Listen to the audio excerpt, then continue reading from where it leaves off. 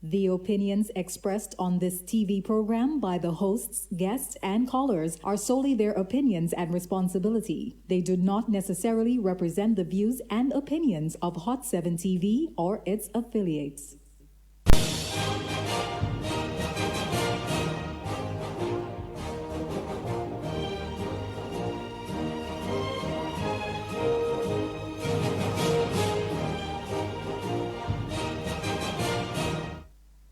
Good night, folks. Good night, and welcome once again to another episode of Keeping It Real. Special good night to all of you just tuning in. And of course, as usual, you sneaking up on me. The guys in the back just say, okay, you're getting on here. So you have another minute. But anyway, hope you all had a productive day. And, all right, Keeping It Real is on Facebook. The guys got it all set here. Absolutely wonderful. Okay, so, ooh, I saw myself there for a second. Yeah, there we go. There we go. Tonight's episode is Gurus Galore. And the promo that went out this afternoon, those of you saw it there with this Swami kind of guy. Good night to Bagatelle. The messages are coming in already that everybody's on. So, good night.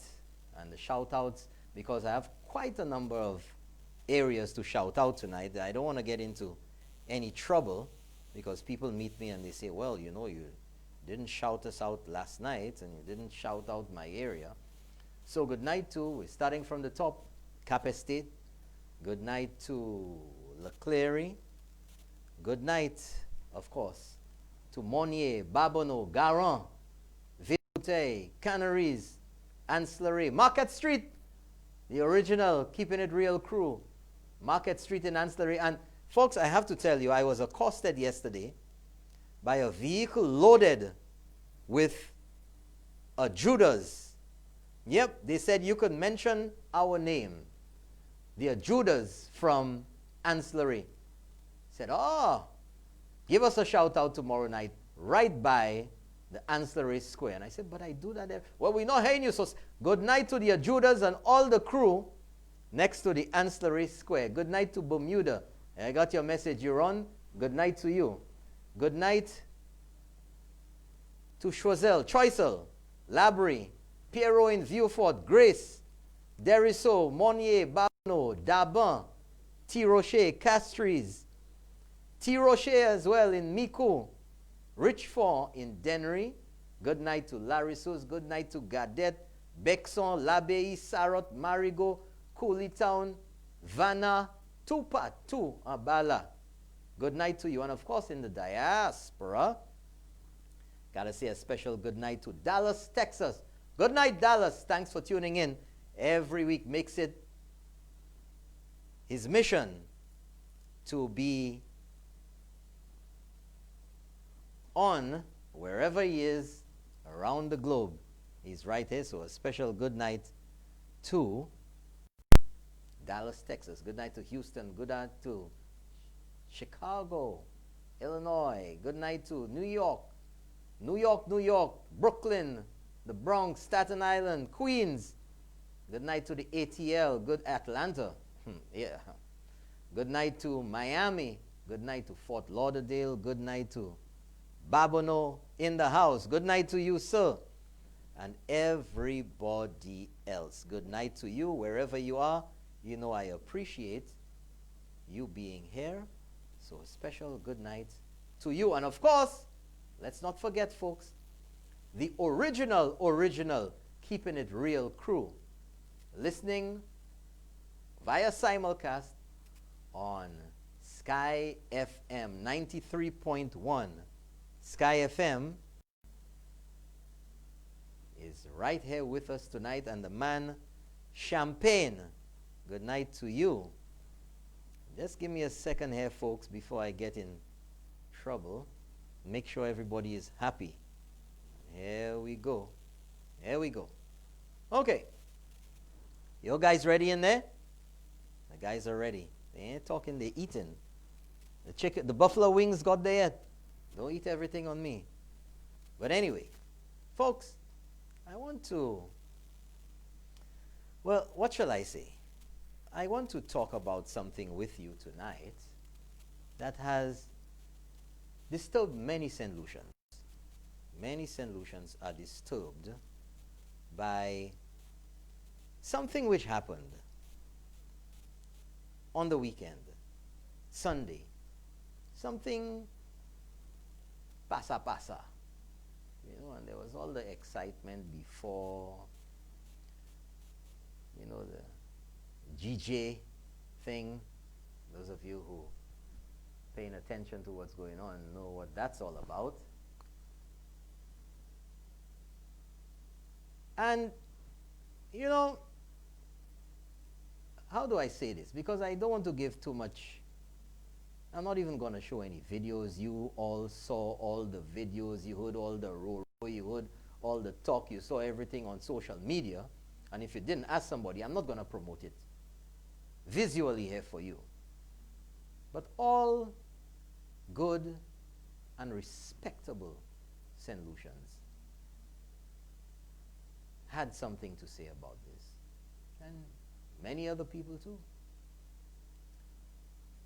And we saw at this pasa thing where a certain individual who is aspiring to become the representative of somebody somewhere, with a bunch of young girls and a bunch of underage people, from what I saw in the videos, young boy, money, encouraging some of the most déclassé, malmess behaviors that you can imagine for young girls and young women. And I say so with absolutely no reservation. And the condemnation and the comments that I've heard about it echo exactly what I'm saying to you tonight.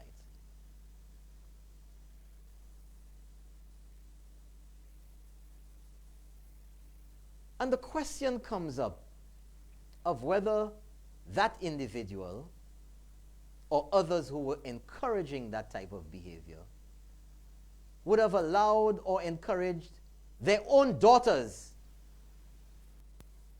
to participate in such an activity. People who want to talk about family values, I didn't see that. Who want to talk about abiding by the law, I didn't see that. Instead, they were encouraging lewd behavior from young and underage girls. And I want to know what example that is setting and how anyone would want to be associated with anybody pushing that type of behavior.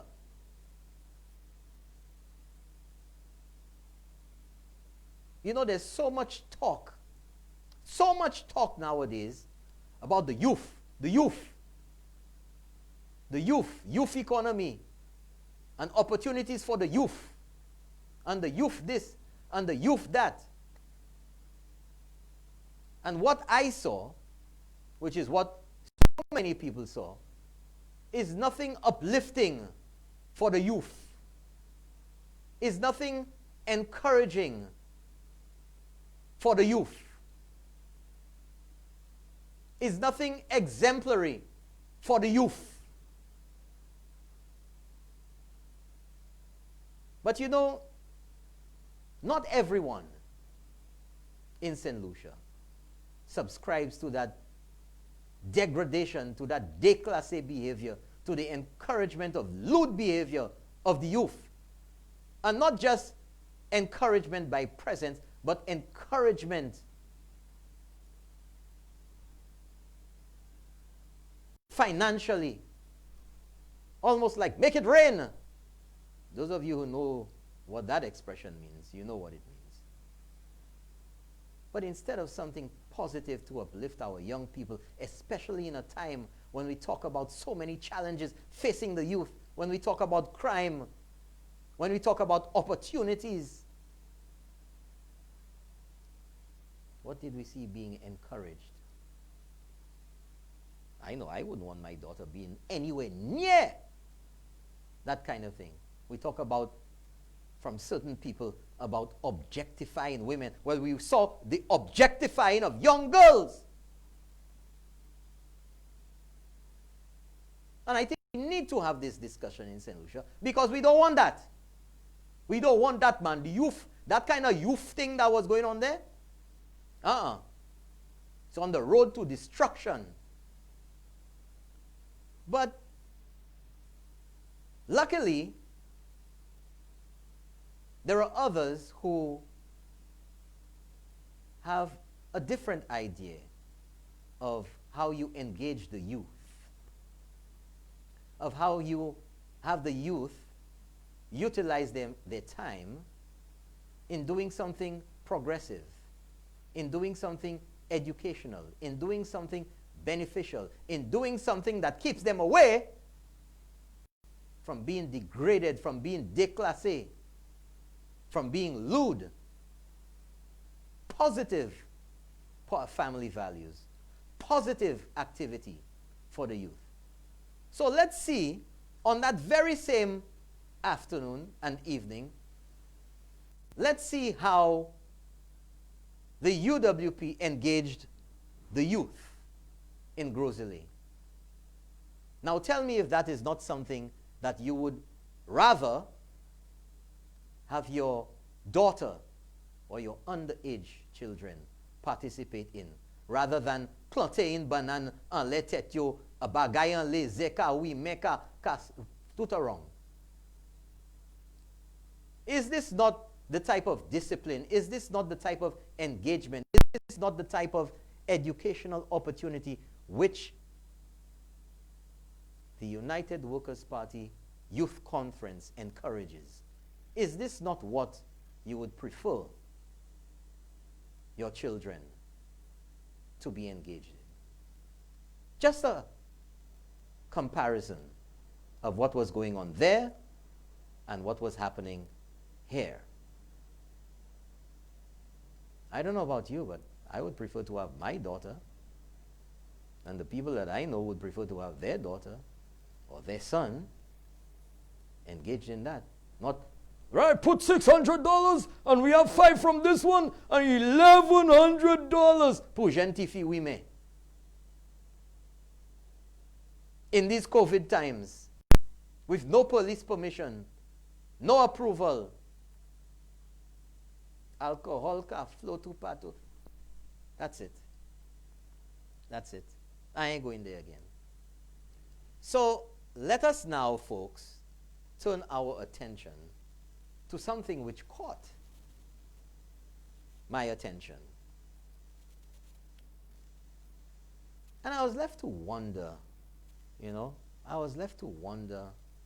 what is really going on upstairs with some people.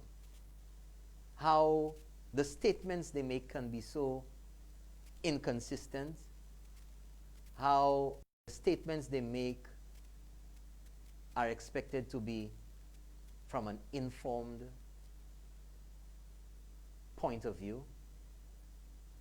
How the statements they make have influence, and yet still they can be so careless, they can be so irresponsible, they can be so pamele, and maybe, yes, political, about making certain statements which, in the final analysis of the paralysis, is 100% inaccurate. And there was a post made on social media, on Facebook, by none other than Miguel Favre, who needs no introduction here, I'm quite certain.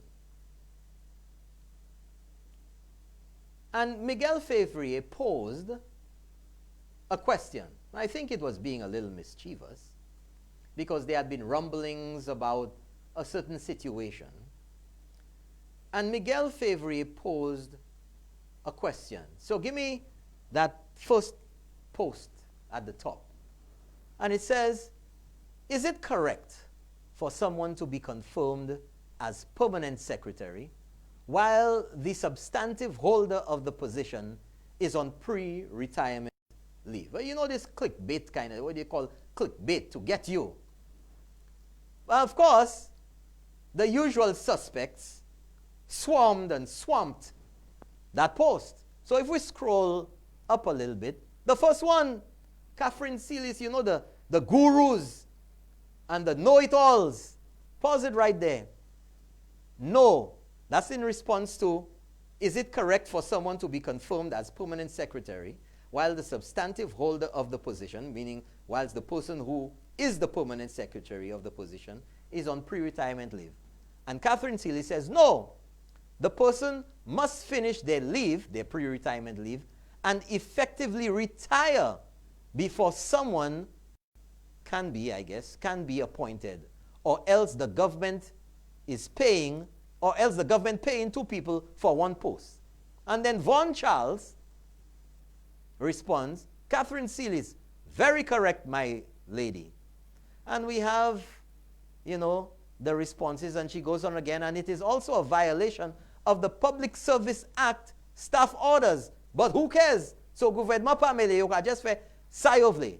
Then of course Chasney follows no rules, and of course the granddaddy of them all, Shazi Shalom, commented, this means two persons are being paid the same salary for the same job.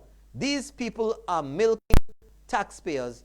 Chasney must go. Of course, almost everything Shazi says on social media is followed by Chasney must go. And I think that's one of the guys who's in love with Alan Shah. So let's go to the next page. I'm going to show you a few of the comments. Then T-Tac, I don't know what kind of name that is. Must be a Facebook pseudonym. You cannot have two people occupying the same post. And then Carlton Augustine says, not in St. Lucia in 2020. Blah, blah, blah. Let's scroll, let's scroll. That's a violation of the public service rules. Now you see, come back to me there. You see the thing I tell you about the Facebook experts, folks? The gurus on Facebook who have all the Google expertise, who are Google PhDs in every science and every technology you can imagine. They are experts in language, they are experts in mechanics, they are experts in biology, in medicine, in nuclear technology, tut bagay, in politics. The Facebook experts, the gurus, never sat one day in a classroom dealing with anything that they are supposed to be experts at. But they're all there. They're all there. The experts. So let's go back to that page. That's a violation of the public service rules. But nobody's quoting, you know. Where in the public service rules, it's a violation. But Flambeau is large and in charge, but at what expense? I hear people collapsing like flies at their homes. The whole hospital has to be brought to the house, to their house. Volley bus pipe. Papi show. Scroll up, scroll up. So let's go to the next page, which is an interesting page. Again, Catherine Seeley. I'm not doing research. I'm not doing research, but I know that this kind of action is illegal and abuses the processes and procedures laid out in both the staff order and the Constitution, where the public service rules come from. I do not know or even listen to, well, Simo, ma Sovesa. The government has been morphed to Chasney and Associates, Inc. And of course, the venerable Claudius Francis says, nope, in essence responding to Miguel's question, saying that it is not possible. Let's go to the next page. And let's scroll down a little bit. Let's scroll down, because I think we're going to come to the post that I want to highlight. Let's scroll down some more. Anuale. Don't be scared, man. Let's go. It's not on that page. Let's go to the next page. Scroll up now. Scroll up. Everybody opining, as I say. All the experts on the public service, the pseudo lawyers, the architects, the tutmun. Next page. We don't have any more? Hey. Well, we're missing something there. Hold on a second there, folks. I don't know what's going on. Might be on page number 4 or something, but something's missing. And I'm not too happy there with what I see going on. We gotta get to that, because that's my talking point. I think it's looks like it's missing. So we're gonna have to move on. I'll have to come back to that for you folks. Let's see here. I'm gonna have to come back to that for you folks. We're gonna get that in the break. But anyway, let's move on to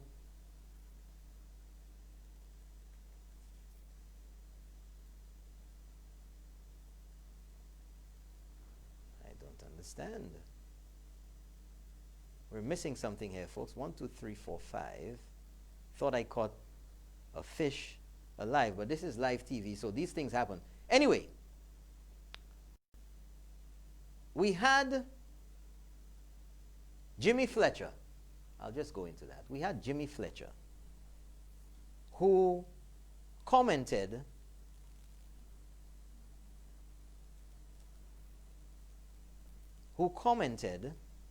that this was absolutely wrong, that you could not do that. But I wanted you to read exactly what Jimmy Fletcher had said, because Jimmy Fletcher is a former minister of government, and he was also minister with responsibility for the public service. So it was a little bewildering to me, because I would expect that among all the people on Facebook and anybody who would be responding to that question, that Jimmy would have known what the right thing was about all of this, and that he should be the one to set the record straight, or set everybody straight. But unfortunately, no such thing happened. And I was very disappointed by the statement from Jimmy Fletcher. But nevertheless, let's go to Government of St. Lucia staff orders. I just want to clarify and make sure that you see quite clearly there that this is the staff orders of the Government of St. Lucia.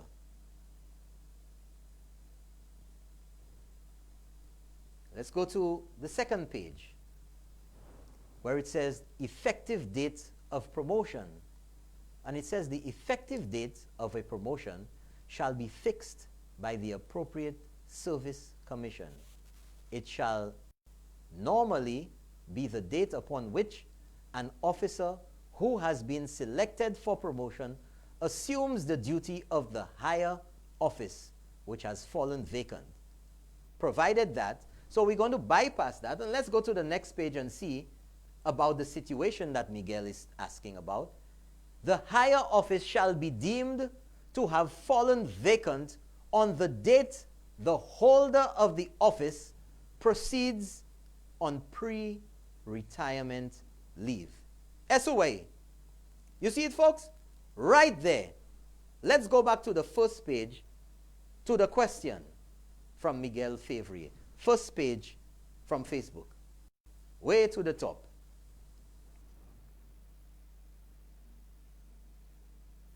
Is it correct for someone to be confirmed as permanent secretary while the substantive holder of the position is on pre-retirement leave? And of course, all the gurus responding, and I showed you carte blanche. Next page, where it says in 219.3, the higher office shall be deemed to have fallen vacant on the date the holder of the office proceeds on pre-retirement leave. We will take a quick break and I will get that Jimmy Fletcher comment for you to read, former Minister of the Public Service. Right back after the break.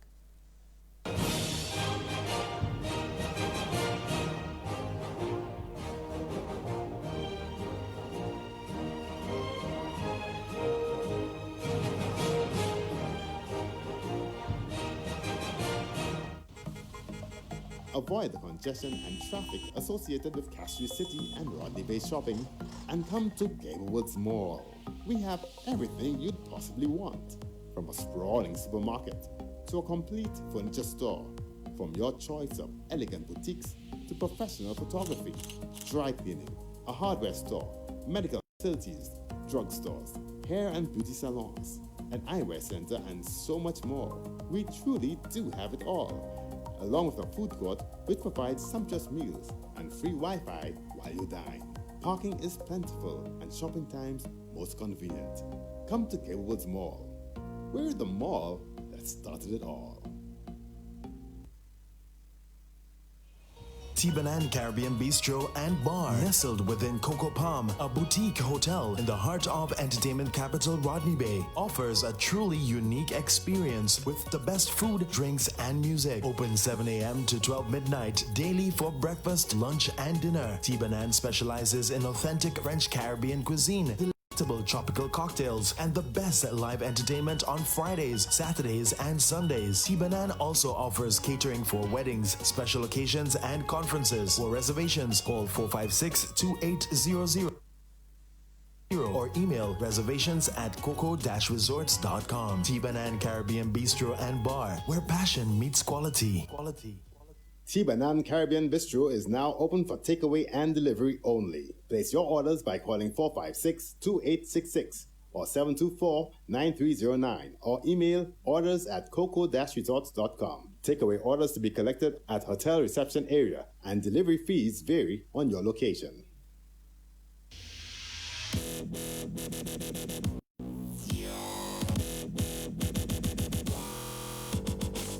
The Bryce water tanks are of top quality and highly durable. It's a monolithic tank, meaning it's just one unit, which makes it stronger than the other tanks, which comes in 2 pieces. It also carries a Hellguard lining, which is FDA approved. Bryce and Company, build for living, build for life.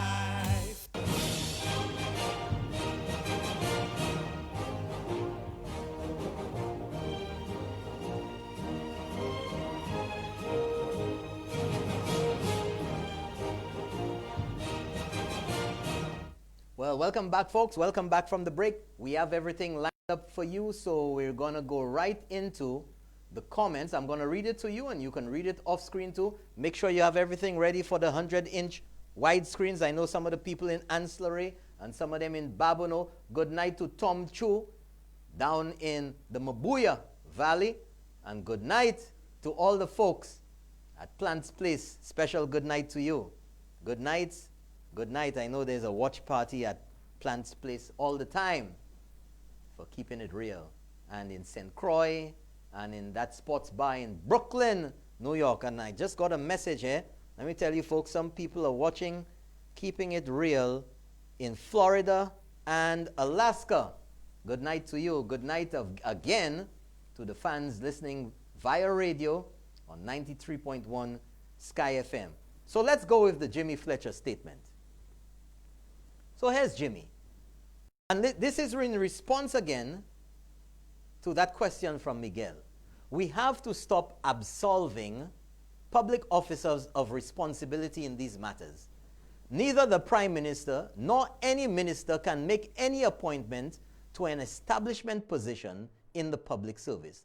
The PM or the minister can try to influence the process.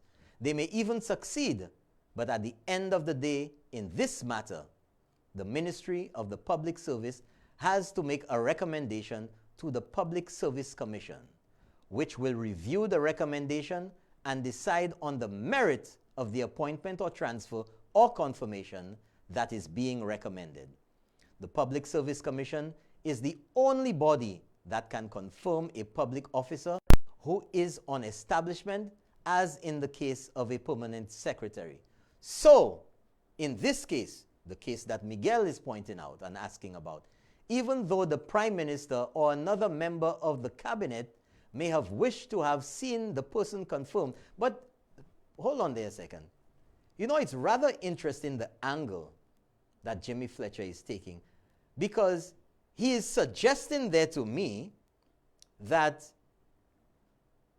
it's the Prime Minister or somebody in the cabinet who has done this. Miguel never alluded to any such thing. He simply asked the question, but maybe there are undertones to all of this, or a previous discussion on social media or elsewhere between the two or between people they know, which for some reason leads Jimmy Fletcher to respond in such a manner which suggests that it's the Prime Minister or a member of the cabinet who is making that appointment. Let's go further. So in this case, even though the Prime Minister or another member of the cabinet may have wished to have seen the person confirmed while there was still someone confirmed in the position, as with someone on pre-retirement leave. So he's specifically saying that in the case of someone on pre-retirement leave, the Ministry of the Public Service, through the Director of Human Resources and the Permanent Secretary, is duty-bound to explain that this cannot be done and should not make the recommendation to the PSC.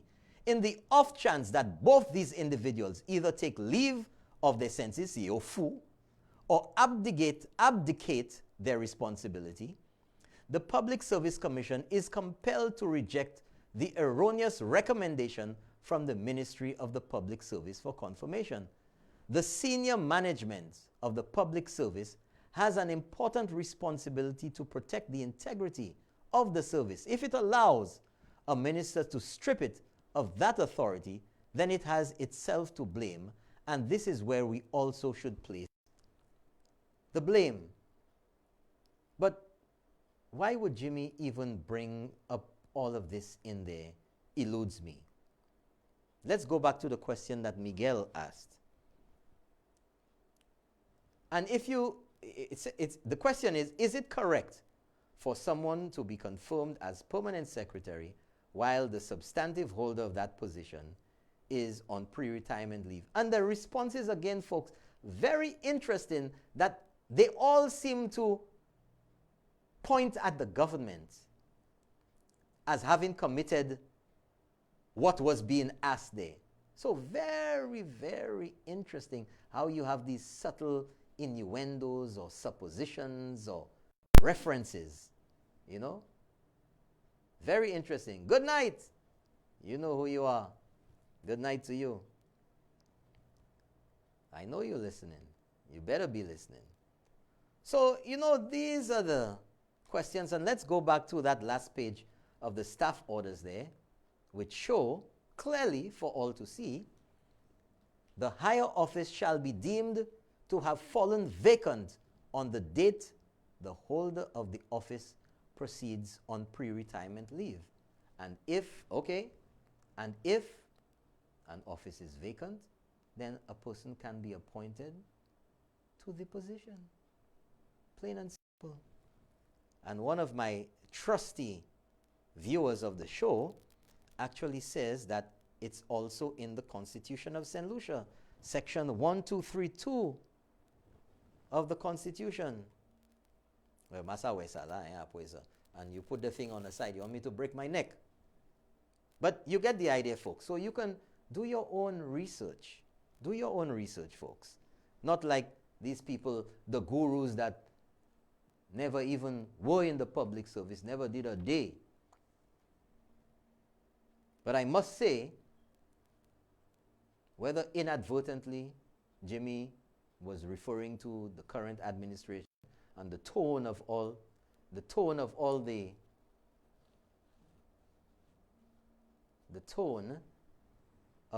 comments were accusing the government of doing such.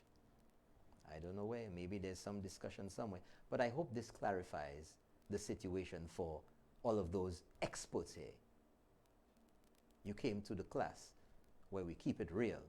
Now, for all those people who've been pushing all this nonsense and try to make it seem like the government did such a thing, they need to be flushed. Flush them! That's right. We have enough water these days. We had enough rain on Saturday and Sunday. Flush them again. Make sure it's down. Flush it. This is not a pip toilet. Flush it. Tired of this foolishness in this country. Tired of it. Right. Make my goat eye go on a side. But anyway. But, you know, notwithstanding all of that, you know, in wondering about Jimmy Fletcher's statement, which was clearly incorrect, erroneous at best. But, you know, I'm left to wonder how Jimmy Fletcher was able to be the Minister of the Public Service. And seeing his elaborate response to this question, when he would have had enough time to make sure that he was correct, knowing full well that whatever he says on social media, in the press, with the French who appointed him as, you know, on that climate change thing, and everywhere he goes, that there's a certain level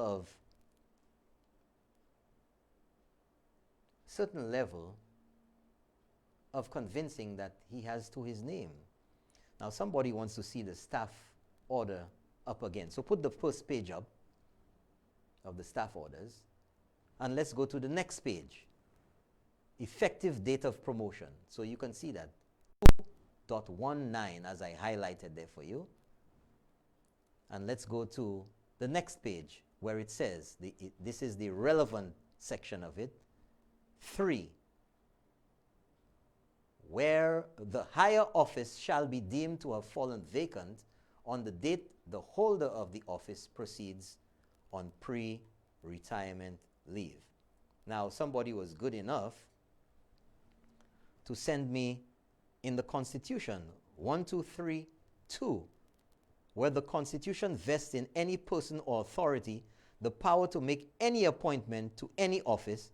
A person may be appointed to that office, notwithstanding that some other person may be holding that office when that other person, or the original person holding the post, is on leave of absence pending the relinquishment of the office. And I guess that would refer to pre-retirement leave. And where 2 or more persons are holding the same office by reason of an appointment made in pursuance of this subsection, then for the purposes of any function conferred upon the holder of that office, the person last appointed shall be deemed to be the sole holder of the office. So the person who is taking up the post of the person who has gone on pre-retirement leave is now the holder of the office. End of story. The Constitution and the government of St. Lucia staff orders for all the brainiacs out there. Give me one more flush for those jokers. Flush them. That's what we're bunch of jokers. But, you know, okay, that's it now. Don't waste water. They're gone. You know, we've seen some bizarre statements recently. It just leaves you shaking your head. You've seen bizarre statements. You've heard bizarre statements. And let's go to Jimmy Fletcher again. His unsolicited 2 cents, an article which he wrote recently. And, you know, I don't know, folks. You know what? Yeah, there it is. There it is. There it is. You know, the strangest things are said in Jimmy Fletcher's article, My Unsolicited 2 Cents. Now, if we just scroll down a little bit, like all his recommendations in March to the government for doing so many things and doing it. No, not too fast, not too fast. Now, if we look at the paragraph there, the Prime Minister should. And then he goes on to say the government should. And this one should. After the Prime Minister should, the government should. And the government should again. All of these instructions being given by Jimmy Fletcher on how to deal with COVID, how the government has to do things. But you're left to wonder why Jimmy Fletcher did not have all of this good advice to give when he was in office. Why he was not so adamant about things which were not done when he could have influenced them. You know, let's scroll down a little more. Now, I understand the massive, before that Sulie there, I understand the paragraph that says, I understand the massive. Can you find that? Just scroll it up a little bit there. You got it? Let's go. I understand the massive. So it's okay. Okay, there we go. I understand. Listen, now listen to what Jimmy Fletcher says in March and compare that to what we heard coming from his side of the fence, you know, the SLP, in April, in May, June, and how they bombed the government. Jimmy Fletcher says, I understand the massive economic impact of this decision, the decision of closing the country and instituting all these protocols and measures. My family has made its living in the tourism industry, and I know better than most the number of people who depend on the cruise sector for a living. However, right now, the health risk to our citizens is too great. At the very least, limit the ports through which yachts can be cleared for entry to one seaport. Now, he goes on to say, let's go down to, let's see now, let's go down to a few paragraphs down. I'll tell you, wait, hold on, you just hold it right there. Just hold it right there. I'll tell you. Because it is very interesting to see what Jimmy Fletcher says. Blah, blah, blah, blah, blah. Where is it? Can't find it now. This is live TV. So, you know what? Let's go to the last paragraph. Let's go to the last paragraph.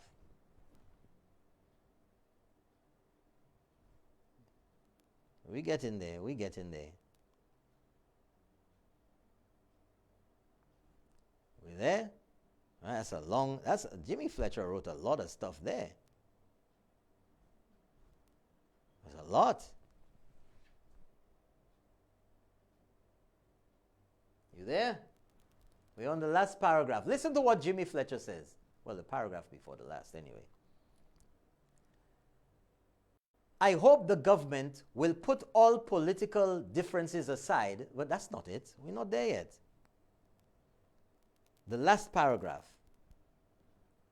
This, oh, shucks, you don't have it. Okay. Okay, so I'll read it to you folks. Come back to me there. I'll read it to you.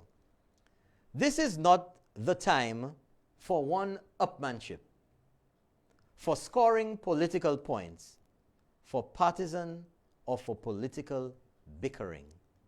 Let us show that we are bigger than all that, and when we can and need to, we can rise above the pettiness of partisan politics and work in the interest of all St. Lucians. Let us put hashtag St. Lucia first. I wish you had copied that, Jimmy, to all the SLP opposition at that time. Because it seemed like every single thing, even up to now, is one-upmanship on the government. That St. Lucia is the worst prepared, that the Prime Minister was not at meetings, that every single thing that the government has done, especially with relation to COVID, has not been good enough, has not been the right way. the SLP would have done it differently. The one-upmanship that Jimmy Fletcher is talking about there. You know, every single thing. Now, I have to find this here. I must find this. Because it is critical. And I will read it to you because I know it's very long. And you're going to have a little problem to find that. Yeah, that's what I should have done. That's what I should have done. To find the exact page.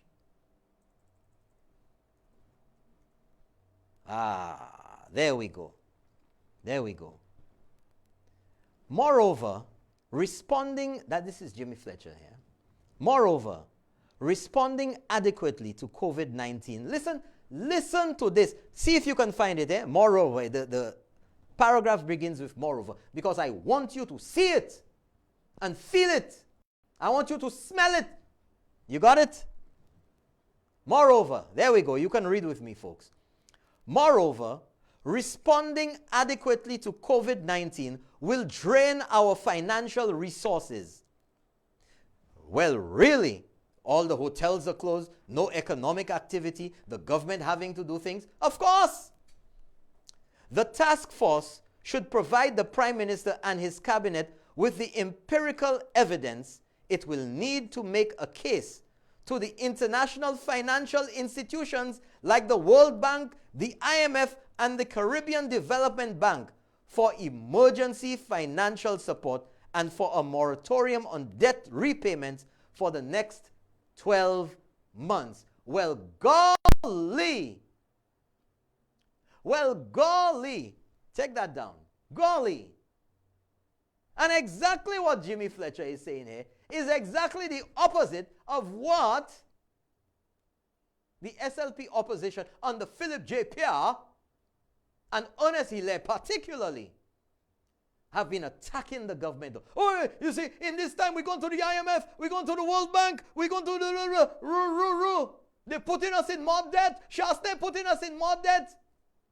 But the SLP guru is saying that this is exactly what St. Lucia should do to deal with the situation where we don't have funds, where economic activity has gone down the drain, where the monies that the government collects from taxes and everything else, from services, down more than 50%, and we still have those debts to pay, those loans, the interest, and $40 million in salaries. We still have that to pay every month. But when the government, rightfully so with this, when the government is faced with economic hardship and pleads with the civil service, the public servants, not for a pay cut, as Philip J.P. continues to say, and Ernest Hilaire, as if by mistake, it's deliberate. For 3 months, they would have been over it already. And you would get it back in bonds when it matures next year. Just to help your country, you know. Your country.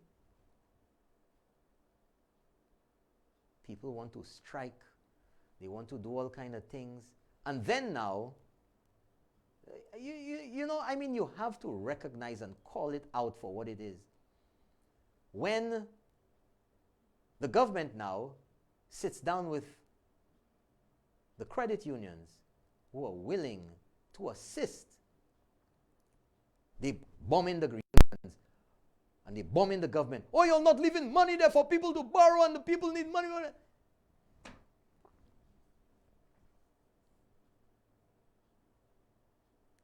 So what Jimmy was talking there about one-upmanship and all of that can go on to say interference. St. Lucia is the worst. When the CDC put St. Lucia, people gloating. What, 2 weeks ago, 3 weeks ago? Level 3. Oh, there were all this talk about why we level 3 from the CDC, Centers for Disease Control. Why we number 3? And y'all talking about y'all did so much. And look at the... Oh my God. Jasne. They burn hypocrites for them. Bunch of hypocrites and liars. Hypocrite, all of you hypocrites. That's right. You're gonna pay the price someday. Hypocrite, stinking hypocrite. Gonna pay the price someday. That's the hypocrites. Now, hold on now. Now, St. Lucia is level 1. Of course, that's too good to be true. Oh, well, there are other countries. Oh, we number 2 and we number in the top 8. But there are other countries that are not even rated. So they, well, oh my gosh, it never fails. If it's good, something wrong. If it's bad, it's the end of the world. Nothing can be good enough for these. I wanted to say a word there. Nothing can be good for St. Lucia. It's either the worst, or if it's good, no, something wrong. You're lying. You're giving people wrong figures. You tricked the World Bank. You gave them the wrong numbers. The IMF is not right. The CDB, oh no, you're lying to the CDB. The people in the Ministry of Finance, no. Statistics talk about unemployment going down. They talk about tourism. No. Yes, I mean, it's so transparent now. But let's go to Philip J. Pierre. He's talking about bizarre statements. Let's go to Philip J. Pierre. August the 30th. I mean, SLP criticizes government of great pretenders. And he quotes a Percy Sledge song or whatever. Yes, I'm the great pretender, Beatties. And, you know, the statements are so bizarre. They're so bizarre from Philip. Forget about that. Forget about it. I'm not even going to touch that. This is just so bizarre. The statements that are coming from the SLP, from Ernest Hilaire, even more bizarre. I don't know. We're going to move on from that. I'm not going to waste my time. So, of course, folks, week before last, I made the great granddaddy of a revelation that the only beach in St. Lucia where St. Lucians were being charged to enter. You can twist how you want, National Trust, any way you want. To get to the beach at Pigeon Island, you have to pay. And last week I produced the evidence to show you that the trust does not have the authority, does not have any authorization to charge. In fact, and as a matter of fact, the lease that the trust signed when they got that 99-year lease from Rodney Bay Limited specifically states that the trust cannot charge for entrance to Pigeon Point. But you see, lo and behold, last week, on the day following Keeping It Real, last week Wednesday, after Keeping It Real, the trust called a press conference. I don't recall when last they did have one, but it seems that Keeping It Real forced them to attempt to keep it real, and I thought they would have addressed that and said they would have free up the beach, man. Well, I was so sorely disappointed. And of course, all the trust people were there, the faces that you know oh so well. And they spoke about Cabot and the beach and the Queen's Chain, and I was so disappointed. They even had somebody who came on there who was crying or whatever, whether it was crocodile tears or whatever. I don't know. I didn't send them to be tested at the lab, so it's some kind of tears, whether it was dry tears or crocodile tears.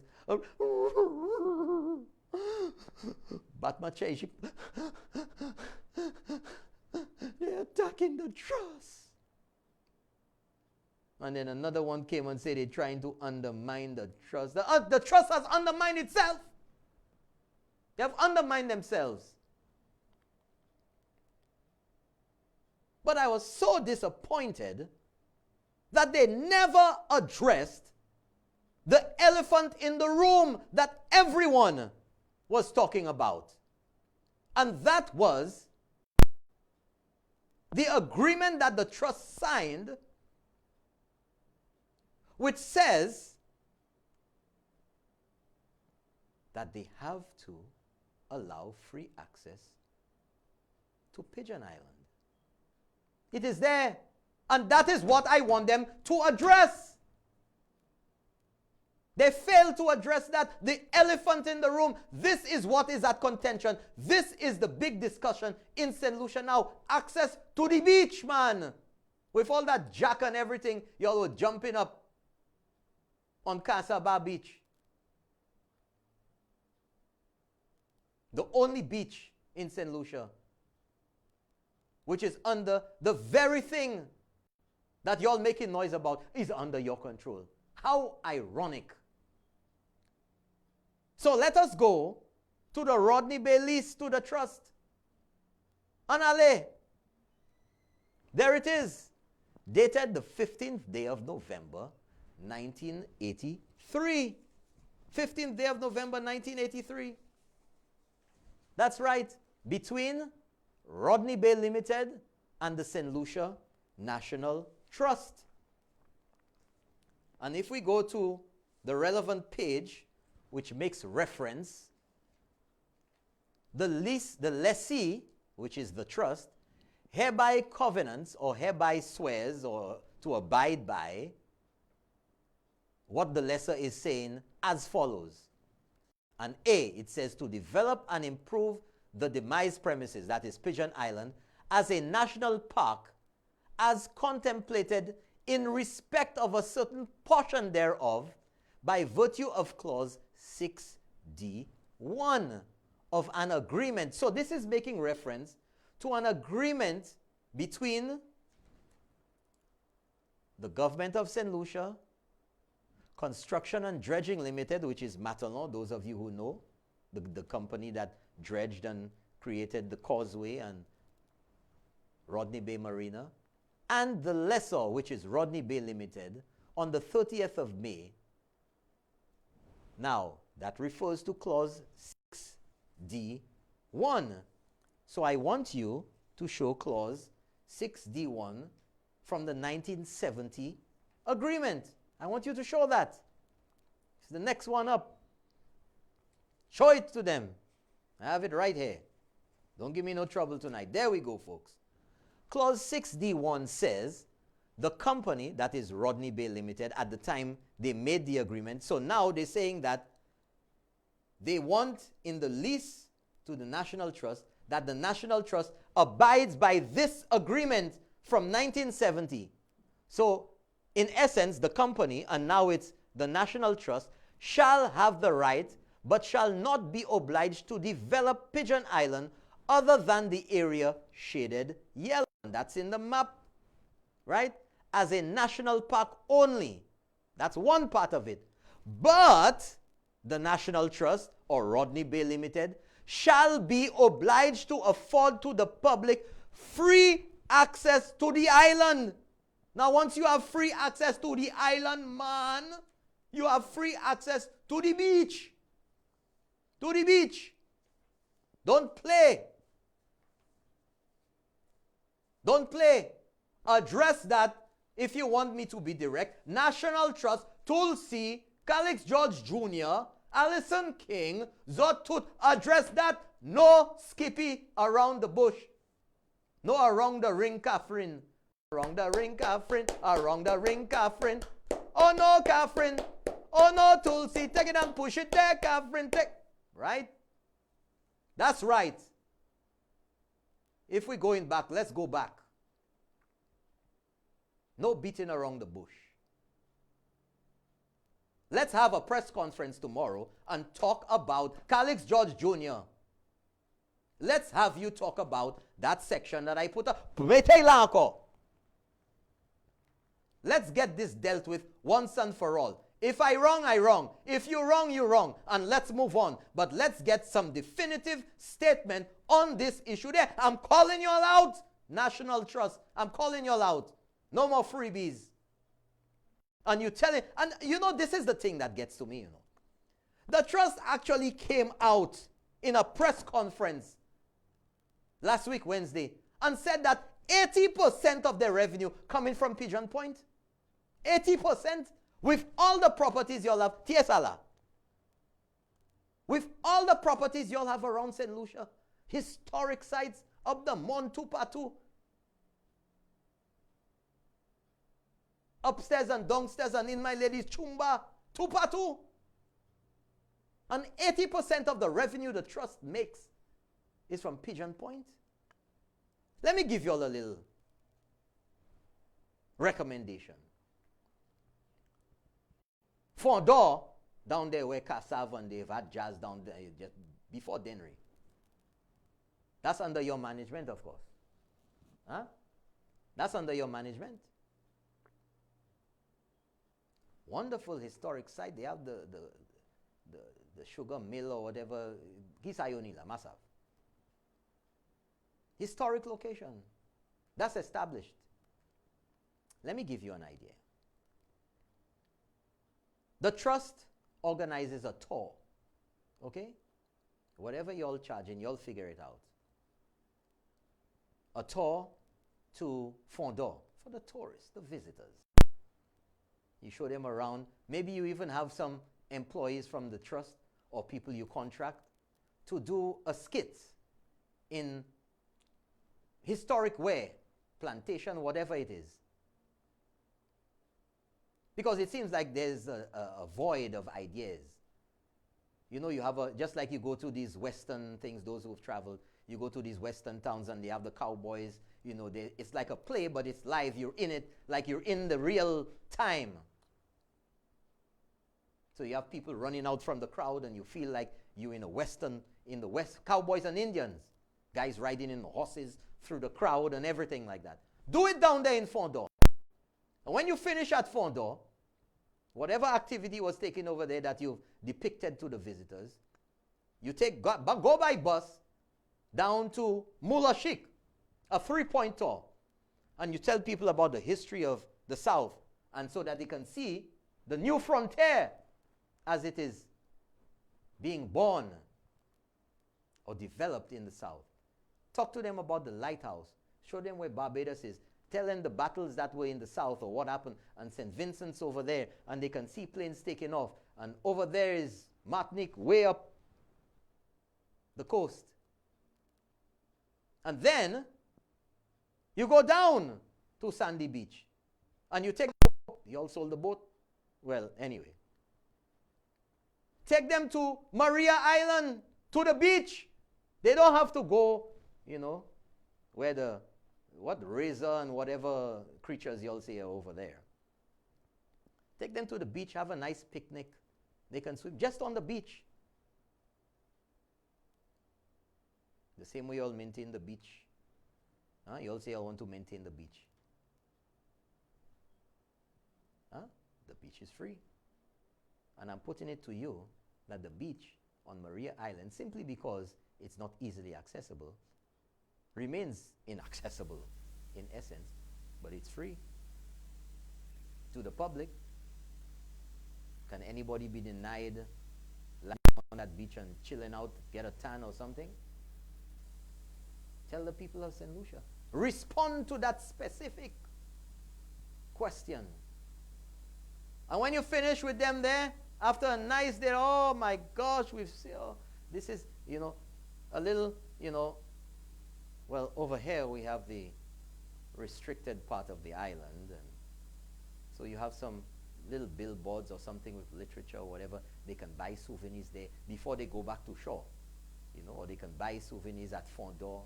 You can sell souvenirs up on Mulashik. You can sell souvenirs or something at Sandy Beach. And then you back up to Castries, their hotel or wherever. You can sell that as a package to the hotels or whatever. Y'all want ideas? But anyway, let's move on because, let's move on.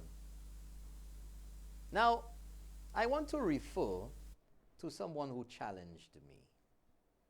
Someone challenged me a few days ago. Not that I mind, because what I was saying is quite factual. Milila was quite factual and was a friend of mine.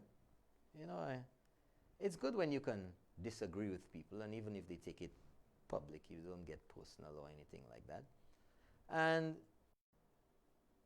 my friend, Finola Jennings Clark, responded publicly, and I'm going to respond publicly, or made a statement publicly. I'm going to respond publicly. Now, don't get, y'all people who like to get involved and try to create animosity. I'm not vexed with Finola.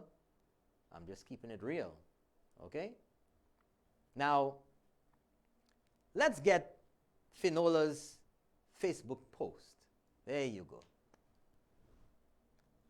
Well, I captured that 3 hours after she put it up.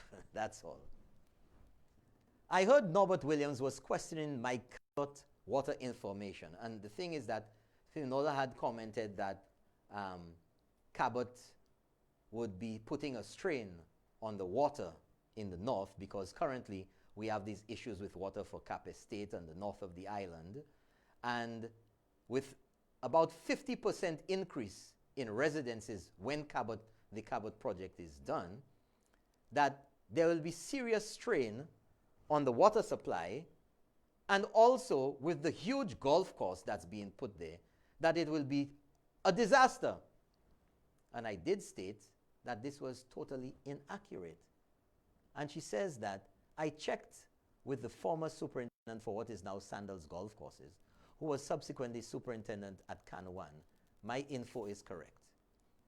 Well, Finola, your information is not correct, because Sandals, which purchased the Cap Estate Golf Course, has an arrangement with Wasco. And those of you who have been to the Darren Sammy Stadium in getting there most likely have passed the Wasco sewage treatment plant over there. Yes, the whole North Beausejour and Grosley and Rodney Bay and that area there has a sewage system, not a septic tank, but central. In fact, you pay for that every 2 months or whatever on your water bill. And everything goes over there, and it's cleaned and it's kind of purified. Thank you so much for placing those photos up there. And there are the ponds. And that water is just sitting there evaporating. It's not drinkable. It's not potable. Not portable, potable. Because I hear some people saying portable. It's not potable water. Potable means that you can drink it, that you can consume it. Portable, P-O-R-T-A-B-L-E, means that you can carry something. So that water is not potable. So Sandals has a pipe that has run all the way down there, mains, that water is used from that treatment plant, that treatment area, to water the lawn. And currently, based on the information that I got from Sandals last week, they have put in additional equipment at Sandals Golf Course to further treat the water and make it less of a smelly kind of thing. So Sandals is doing the thing, and Cabot will be in discussions or have concluded discussions with Wasco to do the very same thing. So this is not going to affect water. But nevertheless, I want to inform Finola and all of those who are terrified. But let's go further. Well, I hadn't even added in the real estate. How many villas and mansions is it? How many pools, jacuzzis, lush gardens, high water consuming, rich peeps?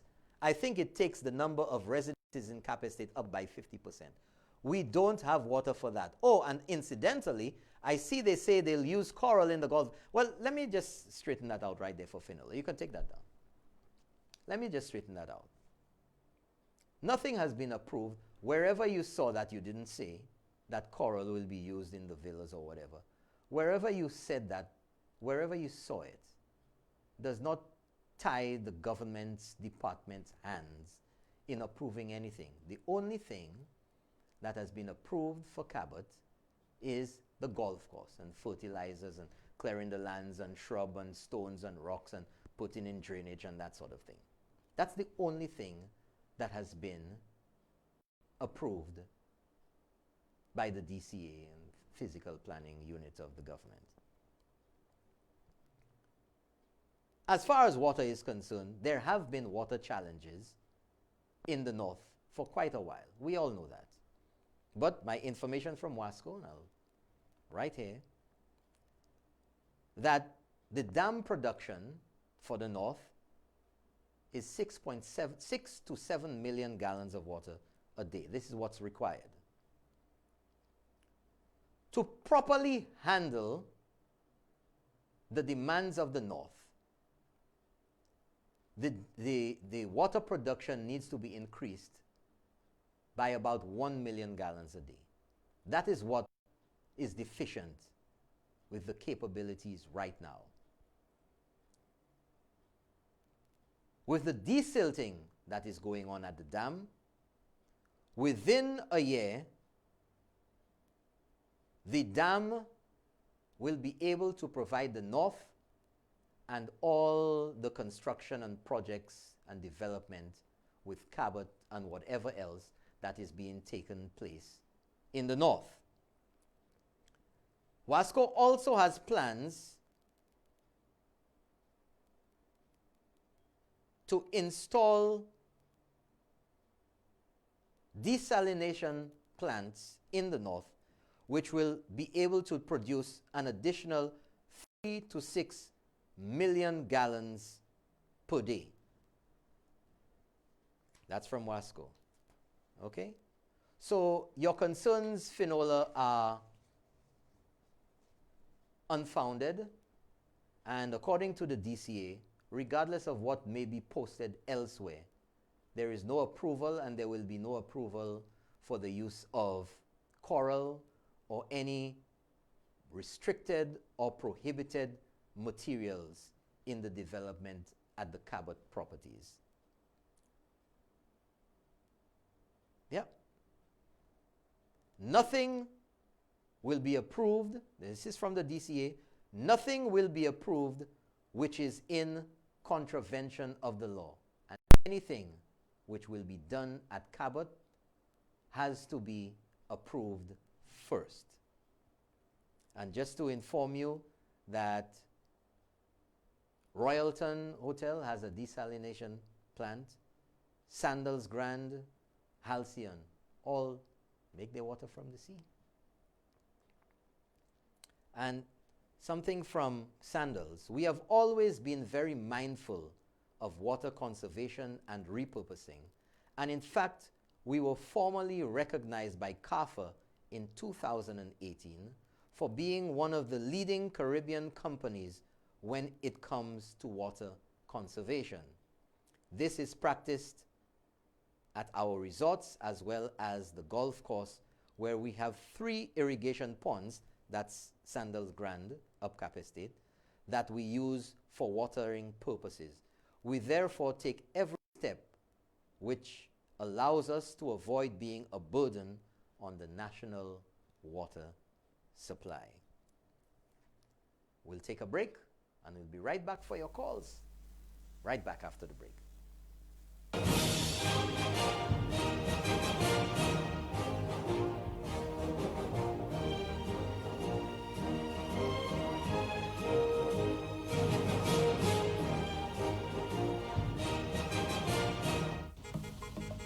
Avoid the congestion and traffic associated with Castries City and Rodney Bay shopping and come to Gablewoods Mall. We have everything you'd possibly want, from a sprawling supermarket to a complete furniture store. From your choice of elegant boutiques to professional photography, dry cleaning, a hardware store, medical facilities, drugstores, hair and beauty salons, an eyewear center, and so much more. We truly do have it all. along with a food court which provides sumptuous meals and free Wi-Fi while you dine. Parking is plentiful and shopping times most convenient. Come to Gablewoods Mall. We're the mall that started it all.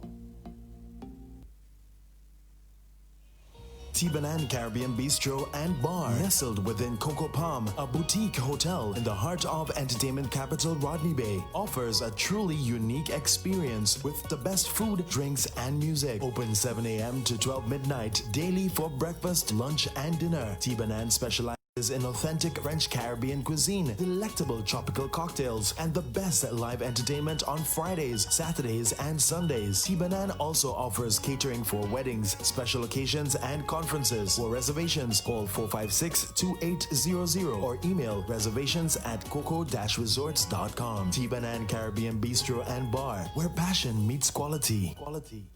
Tibanan Caribbean Bistro is now open for takeaway and delivery only. Place your orders by calling 456-2866 or 724-9309 or email orders@coco-resorts.com. Takeaway orders to be collected at hotel reception area and delivery fees vary on your location.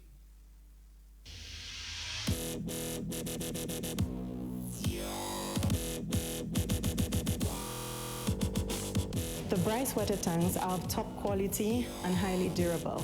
It's a monolithic tank, meaning it's just one unit, which makes it stronger than the other tanks, which comes in 2 pieces. It also carries a Hell Guard lining, which is FDA approved. Price and Company. Build for living, build for life.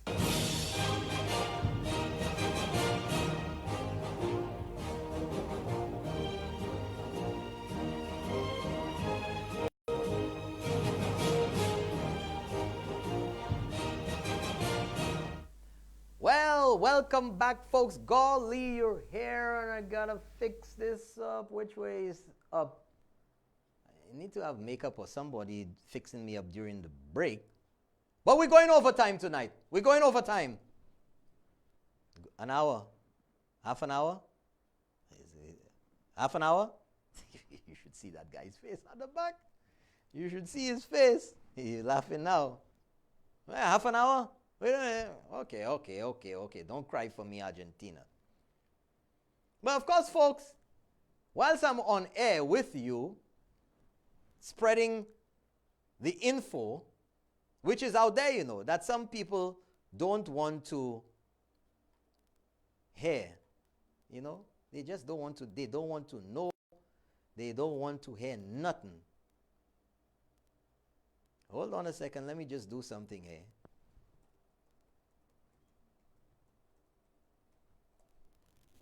They don't want to hear nothing because it's not suiting their agenda. But anyway, I have my spies everywhere, you know. My spies. My spies.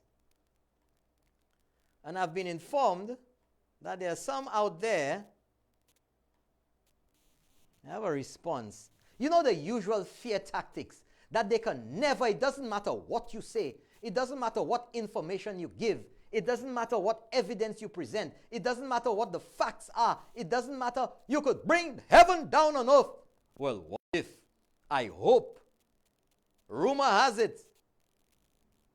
So, somebody responding now in another place says that I hope they do the necessary calculations to demonstrate that Beauséjour has the capacity to supply both courses in the dry season and that Wasco's municipal water supply will not be touched at the time of year when it is most scarce. Right now, it's just speculation and hearsay. Well, it's just speculation from your side too. And it was speculation from your side to say that Sandals was using water from the mains. That's not true. So it was speculation. You are lying. Stop it. You people oppose even when the facts prove otherwise. You oppose. Shameless. And it doesn't matter what you say, folks. If somebody wants to oppose, they will find every excuse everything, all kind of way. Tout kalte money. You have that Alva record. Drop that. That's appropriate for now. I was going to play it later. Play it from the spot I want you to. So what was the debt to GDP ratio in 2014? National debt to GDP. It has a historical record. Just get the pitch. It has about 10 years. Pause that right there. You see, folks, when you have inconvenient truths, stare them in the face. Very difficult. Discombobulated, you know, everything is not going according to script. They're not controlling anymore. They're not the ones pushing. But I was in the house. You're always talking about debt to GDP, debt to GDP. Mais là où commencez parler about debt to GDP, là yote en gouvernement. Karkaglo, kaponyo, Karkaglo. Karkaglo, kaponyo. Did you see the facial expression? I mean, come sit here by, mi se hen mal boudin. Budero malo. Is that Spanish or mal boudin? Budero malo. I mean, Fiji Bugla, he come, you know, you've heard about Fiji come flush, you know, like just got white. I mean, his lips, you could see that he made dry. It's like, whole couleur, whole commissie pate bon sab. Continue. I want you to be aware that there was a rebase. When there is a rebasing, it reduces the debt to GDP ratio. So, Second, give us tell us the three economic indicators, three main economic indicators for any economy. yeah, well, this is an economics class. No, it is a press conference where you've spoken about debt to GDP, and I'm asking you a question as a journalist. Well, the GDP, you look at the general level of prices in the economy, and you look at unemployment, the employment situation. These are very important indicators in any economy. Do you trust the review of the social and economic review done by CBB? I have no reason to enter any public debate with economists who go about doing their work. Do you use that as a reference? Yes, I do. So where are you going? What is your question? My question was very clear. What was the debt to GDP in 2014? Yes, I'm getting it for you. All right. But what is the relevance of that information? You spoke very clearly about the national debt. Yes?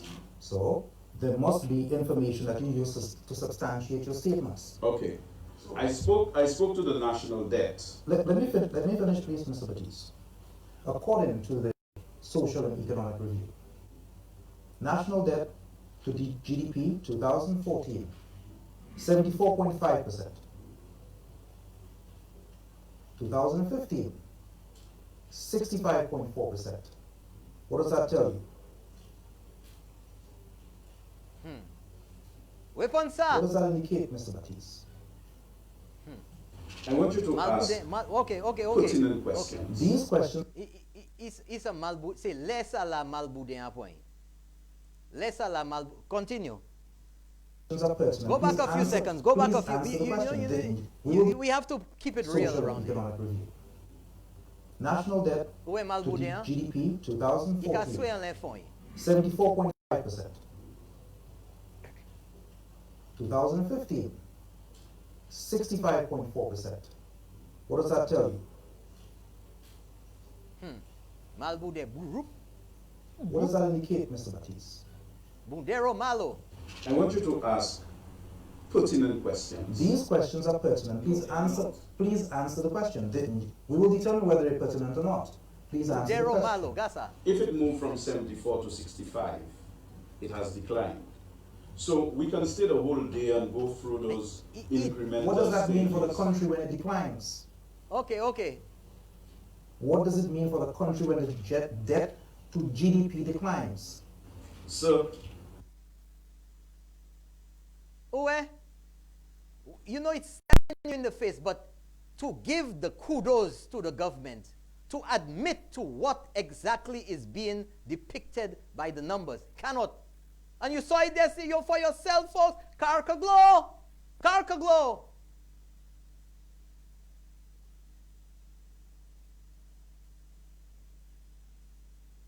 And that's what I tell you about the reality, when the facts. But you know what? A lot of people don't understand what debt to GDP is. And you know, I like to be very honest with you. I like to keep it real. The best explanation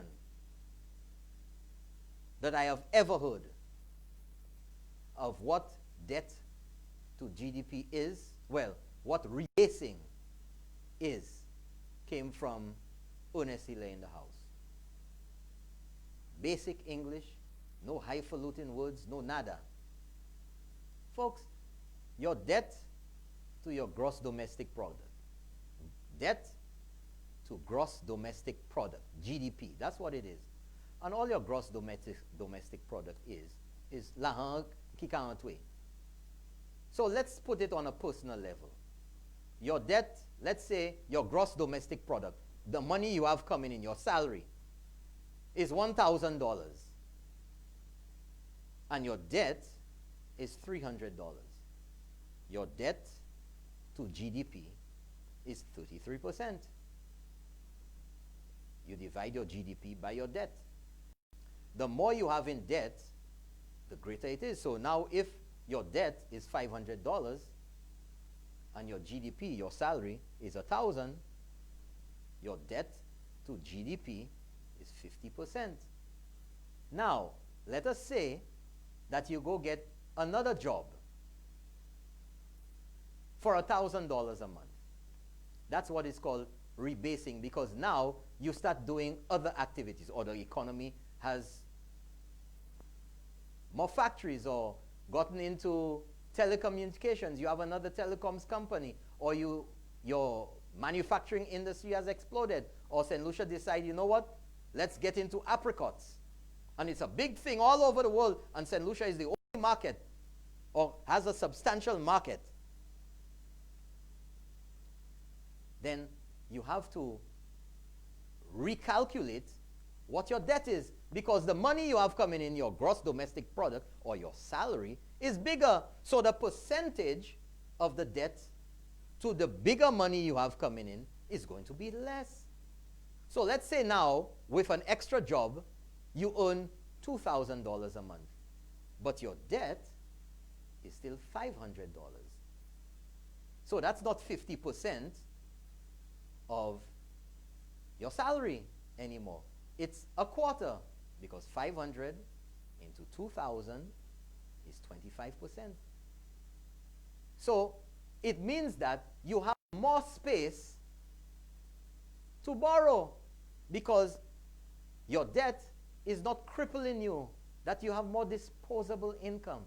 That's the simple way to calculate rebasing when other things come into play. Because rebasing can work both ways, you know. Rebasing can make things look better because you're making more money, or it can make things look worse because industries are shrinking. So it's the numbers people to figure it out. There's nothing wrong with rebasing. There's no cocoa macaquerie. It's all sensible.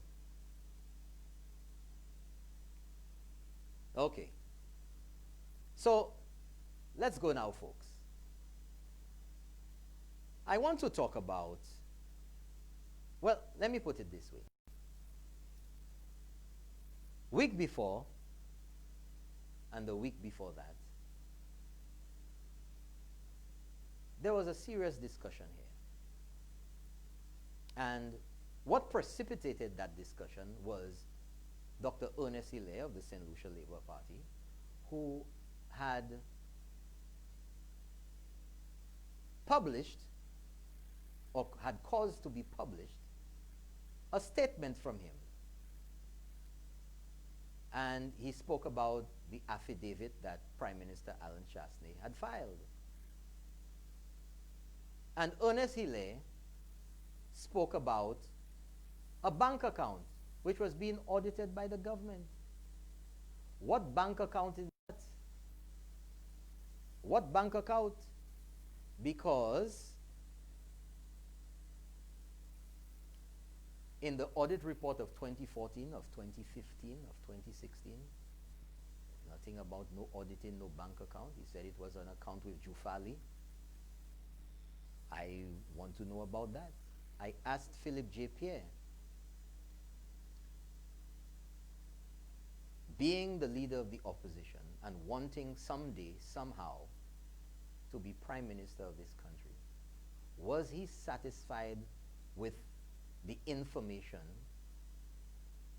that he got with regard to the whole Jufali situation and the car that Ernest Hille spoke about very publicly and also in the House?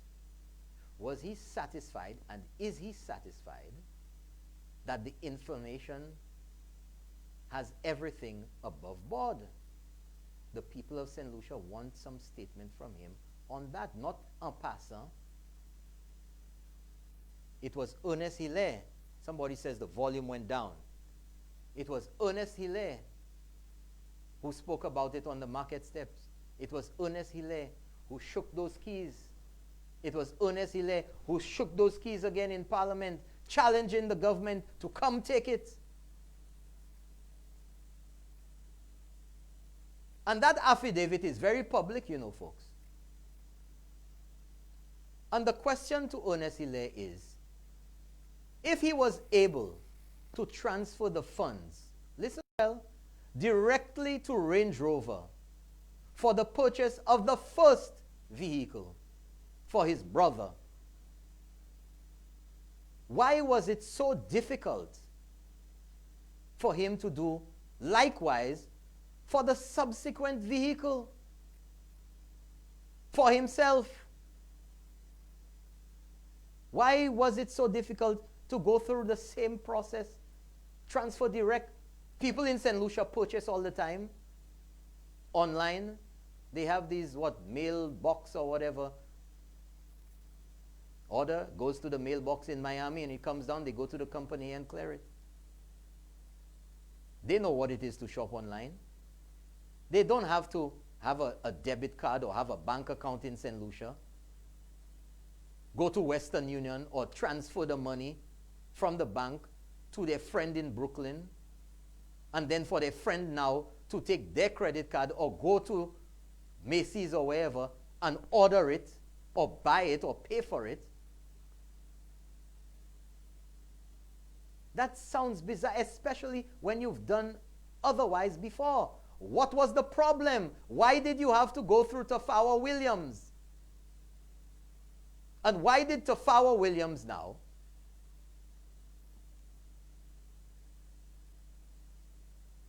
Ernest Hille is purchasing a vehicle. He sends the money to Tafawa Williams in London. Tafawa Williams purchases the vehicle.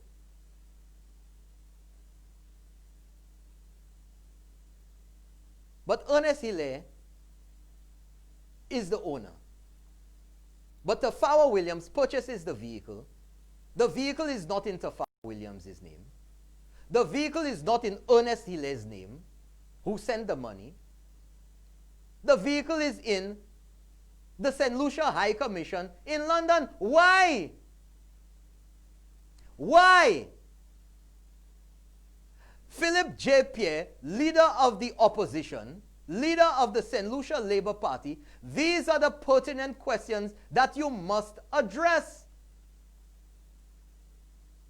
Ernest Hille is the one who made this thing extremely public. He has done so at every step of the way. And I would suppose that if Ernest Hille really wants to be upfront and personal and clear the record about this, why is there a problem in doing it? But I also want to ask about the regular St. Lucian. That's what I want to ask about. Folks, we've heard about, if you don't know, you do your research tomorrow. Pre-clearance with customs. You have something coming in, you don't quite have the documents yet, or there's some issue. If you have a broker who's been doing business for a while, or you have a deposit with, all of that sort of thing. You're known. Or because of your office or the office that you may have held, people give you a certain level of trust at customs. And they say, okay, well, when you're ready to bring in the papers, bring them in, but we'll clear the vehicle for you now. This happens. This is not anything unusual. That happened in 2015, messieurs. We in 2020 now. I say 5 years now, almost. The entry at customs has not been closed for that pre-clearance. How many people have had pre-clearance and customs hunting you down for the documents? Want to come and seize your stuff. But 5 years, ou passa entre excès document, you purchase the vehicle, you transfer the money. Why? Where? Why?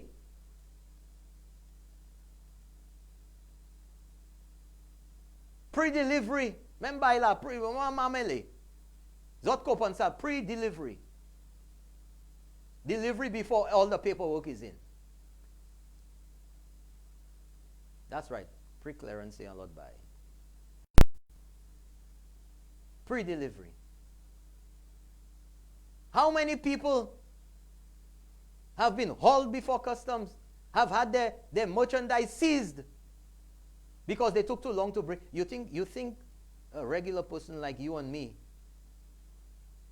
would be going 5 years without bringing in the papers to customs? And then that vehicle now got registered at motor vehicles, and that vehicle on the road. Philip J. Pierre, I gave you an out, and I believe that maybe because of the further filing by Alan Chasney of that affidavit, that Philip J. Pierre is silent now because he's conducting further investigations into that. But I find it difficult to accept that. I find it difficult.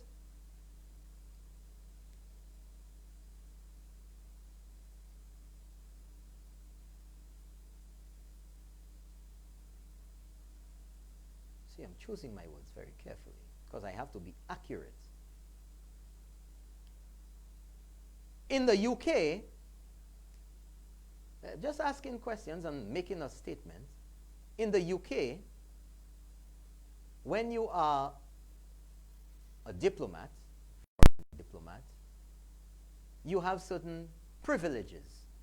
Diplomatic immunity, tax waivers and concessions on things you buy and vehicles that you buy.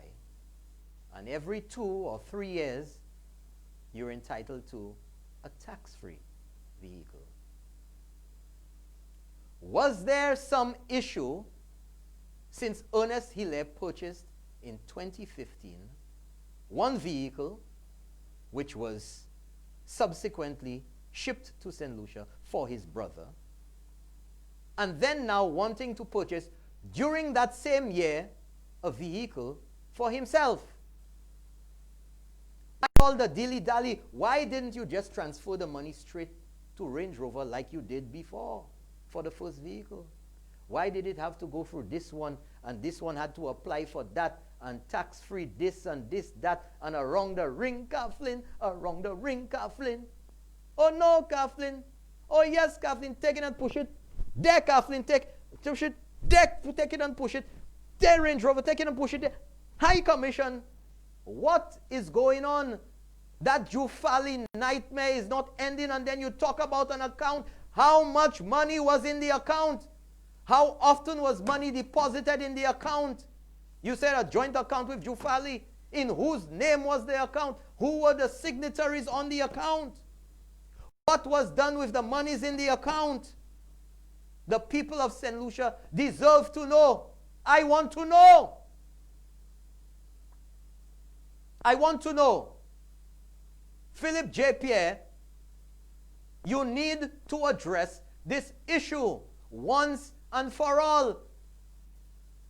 All of this kind of thing with Jufali again.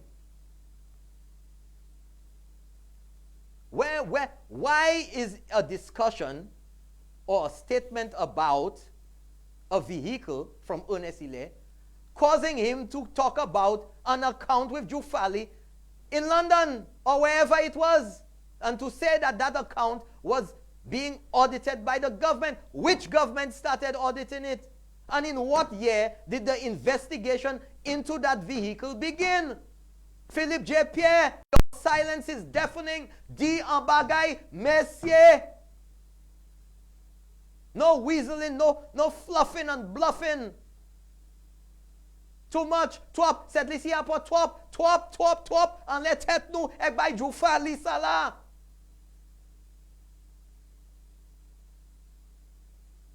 I'm telling you. We need answers.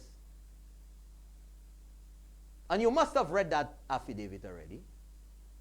Because if you're the leader of the party, and a significant issue like this is before the courts, initiated by Ernest Hilaire, then you should have demanded, or you should have gotten from the courts, you're the leader of the opposition, and it's public anyway, that affidavit and read through it. I mean, it's like crazy. You should have disseminated it. You should have given it to your Facebook people to say, look, have it, look, here it is. There's nothing to this. But the fact that you have not said anything about this substantially enough causes me to wonder. Causes people that I talk to wonder. What is going on? Why is there this peculiar silence? Why? I don't know. And I don't know because you're not giving, all you're giving is a little thing. And to have the gall to say, well, come for it. Play that for me on the market steps, where he's challenging the government, and in the house too. I mean, you saw above board. That's what you said. You saw above board. You worked here and you worked there. Et si vous allez l'Angleterre, eh bien London, si vous passez acheter un motocar. So if everything is okay, drop it. Everything.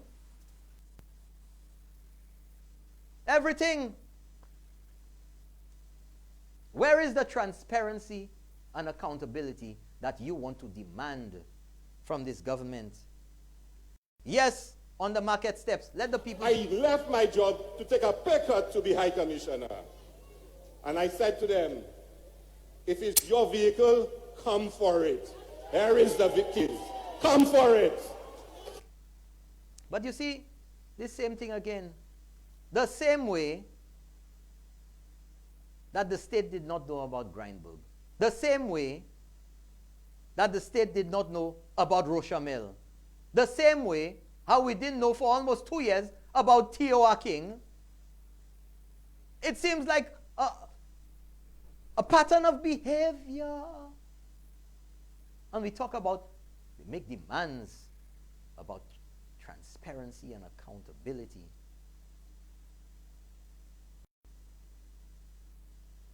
So you know what, folks? You know what? I'm going to give Philip J. Pierre, because I'm sure he's watching already tonight. I'm sure. Somebody, a few hundred of you must have called him already. And he's watching.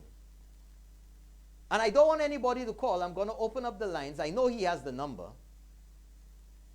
And I'm going to give Philip J. Pierre tonight 30 seconds to call in to Keeping It Real, 450-0777. And talk to the people of St. Louis.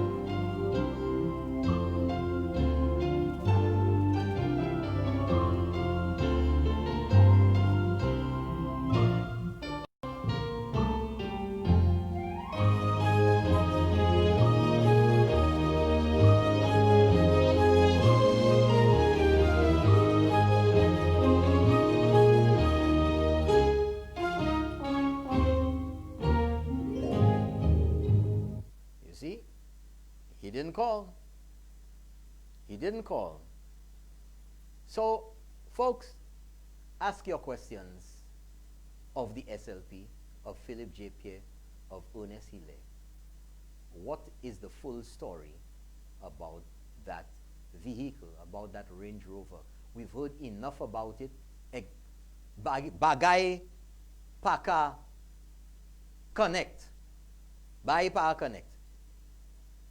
So I want to tell you that clip that was played earlier with Alva Baptiste, the MP from Labrie, is from one of two parts, Untold Stories, titled For Better or Worse. So there's two parts to it, about an hour each. You can catch that on YouTube if you go to the Untold Stories page. It's very interesting. And of course, if you want to have a look again at the Carker Glow, that there, my friend, that's the Carker Glow face. So, St. Jude's. You have a, yeah, we'll take calls. You have a call? Okay, we have a call on there. Ready? Yes, sir. Good night, you're on the air. Let's keep it real. Yeah, keep it real. Yes. I know you addressed the Gilrigo saga yet, huh? Hello? With boy. The Gilrigo saga about the villas. Well, what about the villas? I want to know if somebody gets okay, so $7,600. How do you have villas? Mm-hmm. Gail Rigobert has consulted with her attorneys, and she'll be addressing the matter shortly. Okay. That's keeping it real. That is keeping it real. In fact, that is keeping it real as of today. Cool. No problem. Okay? Thank you very much. Anxiously await. Thank you. And I'll keep it real with you. Don't worry. I'll keep it real. Thank you for calling. So, we have another call? 450-0777. St. Jude's, of course. Everybody is after me these days. Where's the photos from St. Jude's? Well, you see, the administrative building has had to have serious remedial work because Place La Técon Lame. The floors were uneven, there was tiles under concrete, and all of that needed to be cleaned up, and the yard area, the front, is being done, and look at that, all the work that was supposed to have been almost finished, 90% completed, some said. Another person said, just go to chemical and get some chemical bleach and the place will be ready. But it was 90% ready.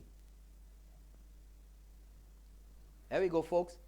The outside, the main part of the hospital, the supports and the frame and everything, are just about done, and they're going to commence pretty shortly phase 2 at St. Jude's Hospital. 450-0777. We have a call. Good night. You're on the air. Let's keep it real. Yes, my brother. Yes, good night. Go ahead. Thank you so much. You know, I'm thinking so deeply recently. And you know one thing I would love to see, and you remind the people of St. Lucia? Tell me. You know that clip that covered the event at the House of Assembly when Philip J. Pierre's administration, the St. Lucia Labour Party, challenged the government of Alan Chastanet on a vote of no confidence? Yes. This is what I would love for you to remind the country of St. Lucia today and the rest of the world to let these Labour Party people be ashamed of themselves every day that they live, and for them not to go and vote against the Alan Chastanet administration because of so much confidence that St. Lucia and the rest of the world have put in this administration, Alan Chastanet's administration, under the COVID situation today. Thank you so much, my brother. Thank you very much, caller. Thanks for calling. You know, folks, time has been the catcher for the SLP. The lies, the rumor mongering, the propaganda, the innuendo has been proven over time to be false. You can't be saying that nurses are going to be fired over and over and over again, and people will not realize eventually that no nurses were fired. You know, you're not going to be making all these alligators, and that people will not realize eventually that what you were saying is not true. That is all fear-mongering. Good night, you're on the air. Let's keep it real. Good night, Norbert. How Yes, are you good night, doing? sir. Very interesting program. Thank you very much. You know, I want to go back a little to your program, to the opening part of your program. Folks, that's Parliamentary Representative for Castries Southeast, Minister Guy Joseph. Yes, and my people say you don't greet them, but that's okay. I call out Bexon tonight. It's on my sheet. You know, I get into so much trouble. I have to do a whole show of just shout-outs one of these days. But yes, no, but on a more serious note, it's amazing that people can post so much foolishness, can write so much foolishness. And the question is, how many times do you have to prove somebody wrong to know that the information is not reliable? Now, when you tell me a former minister of the public service, Dr. Jimmy Fletcher, I mean, a basic thing like this, you'll get it wrong. So does that PhD mean anything? Now, I'm not one who want to hit on people who are educated. But if that is what education amounts to, then I'd rather be ignorant, you know, because at least if I'm ignorant, then I'm ignorant about the facts. But for a man who served the country, so what was he doing in the Ministry of the Public Service? If he does not even understand the basic rules of the public service that governs the employment of persons. And I think that's that's the fundamental. I think that's at the foundation of just about every appointment, that you would have to know something like that. But it goes beyond that. You look at all the names of the people who comment here, because that is the problem that we have in this country. That people just repeat foolishness. That's right.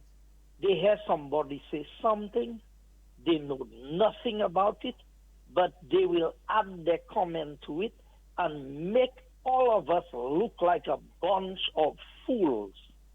Because really and truly, for you to tell me, you would expect that if these people who don't know better would be making a foolish statement, you would expect somebody of the caliber of Dr. Fletcher to be able to come in and say, hey, as a former minister of the public service, the staff orders there's no contravention of the staff orders.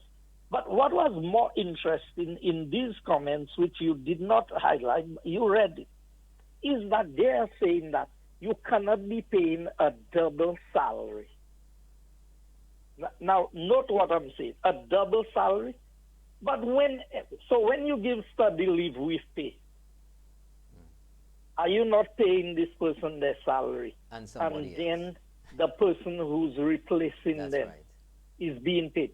So when somebody is on leave, that's right. Once they are on leave for more than 30 days, then you have to appoint a replacement for them. So while they're on leave, they get their salary because it's their leave, but also while the person replaces them, the person may be acting in the position, but they are getting the equivalent salary to the person that was there because that is the grade at which they acted. That's right. To watch people who want to shape opinion in this country and want people to listen to them talk such foolishness about that amounts to double salary. You see, what I would expect them to have addressed is that why should somebody who's going on retirement have a whole year of leave accumulated?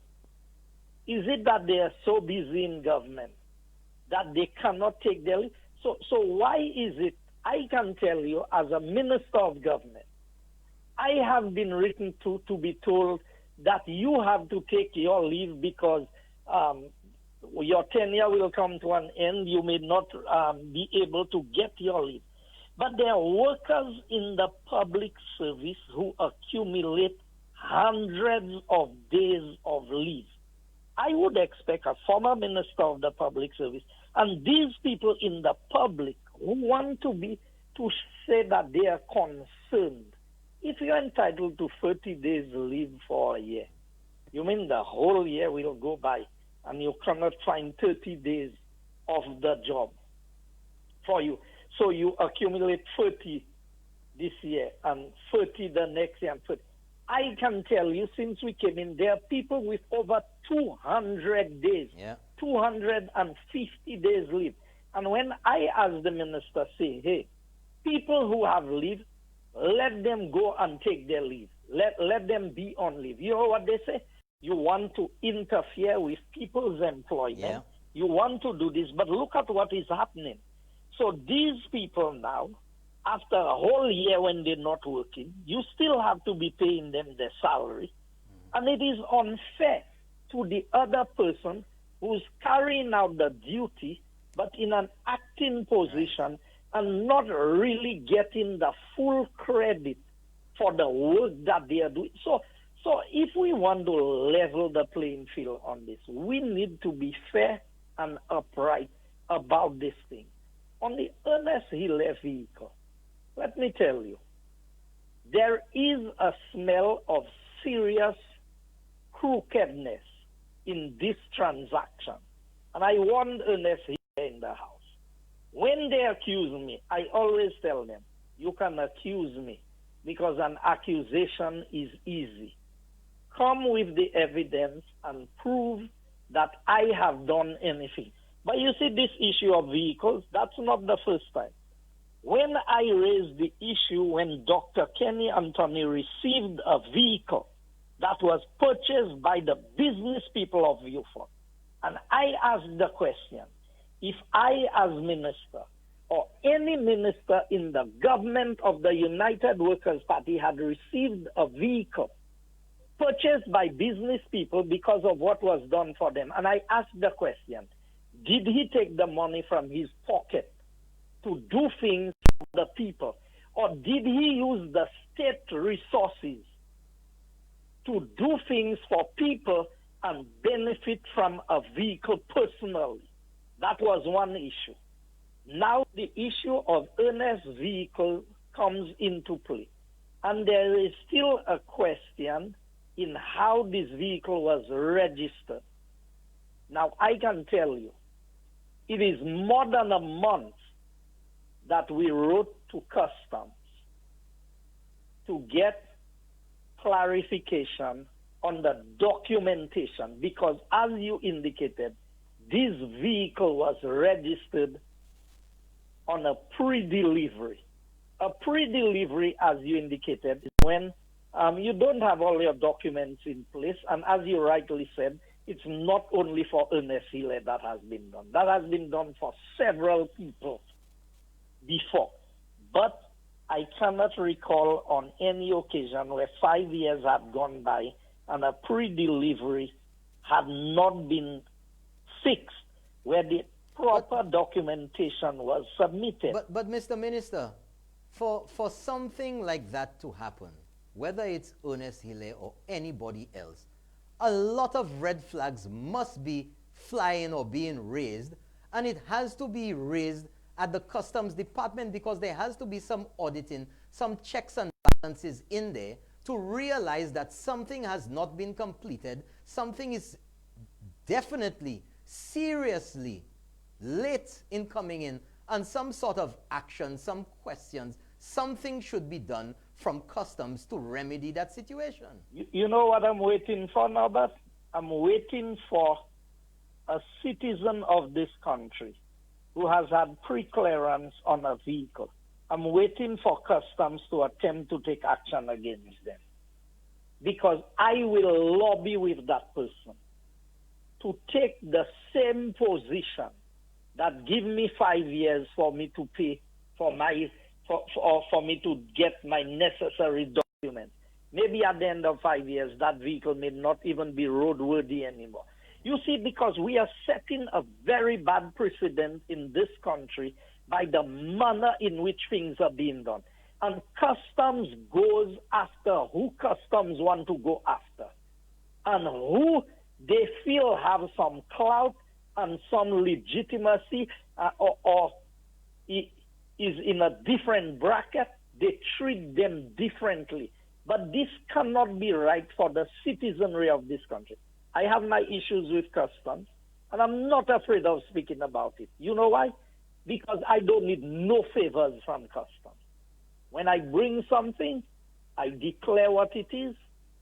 One time, let me tell you what happened to me. We have 2 minutes here, Mr. Minister. The guys are getting a little restless at the back. At the airport, I came in from overseas with my wife. She was coming back from school. They saw the number of suitcases.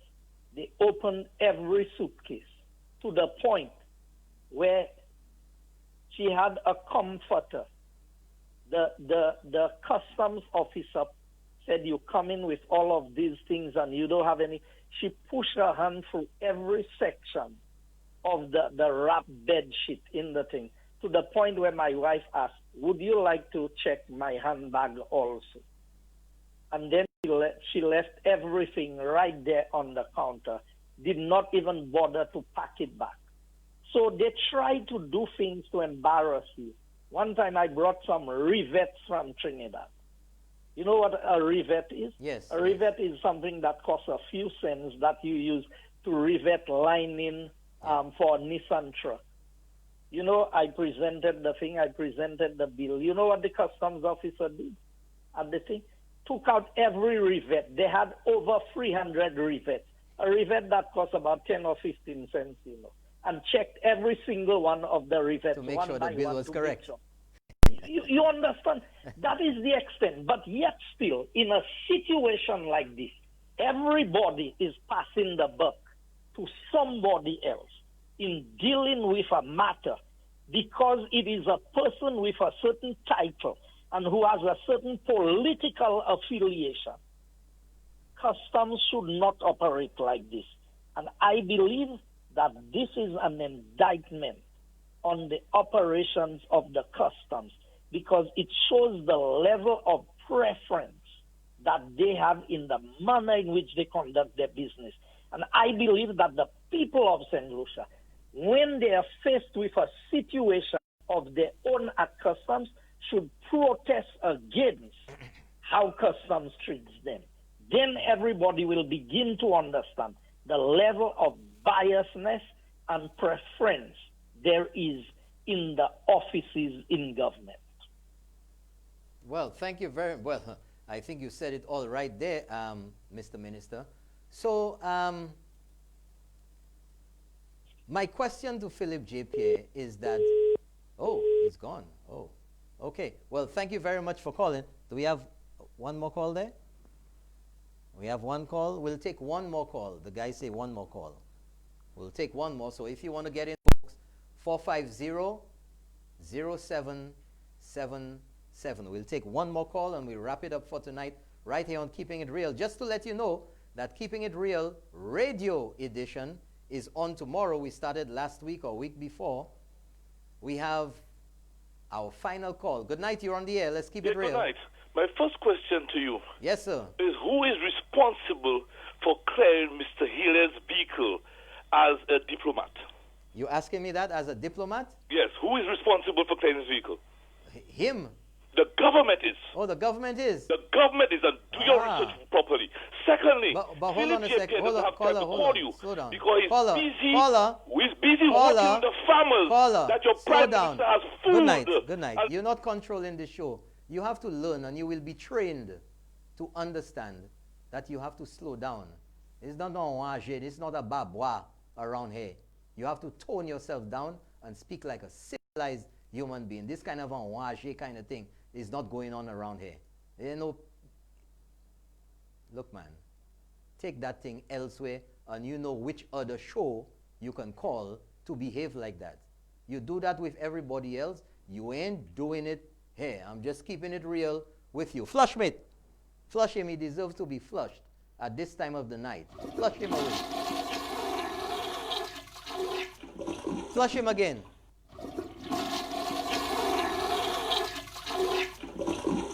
And then whatever is in the bath pan, bash out. Jete ou de woman. Waste of time. Folks, let me tell you something. This is just a deflection about who's supposed to be clearing vehicle and all of that. Right? The facts of the case show very much differently to what this spinner is trying to spin. Ou pa même jouer cricket, ou ka try spin. We have one more call? That's it? Okay, folks. The daytime edition of Keeping It Real is on radio Wednesdays, the following day, after the Tuesday night show right here. So Wednesdays on Sky FM 93.1 from 12 noon to 2 p.m., we continue the discussion of the pertinent issues. And you can call in and talk to your heart's content and ask the questions and interact with myself on Sky FM 93.1, 12 noon to 2 p.m. tomorrow, Wednesday. Don't miss it.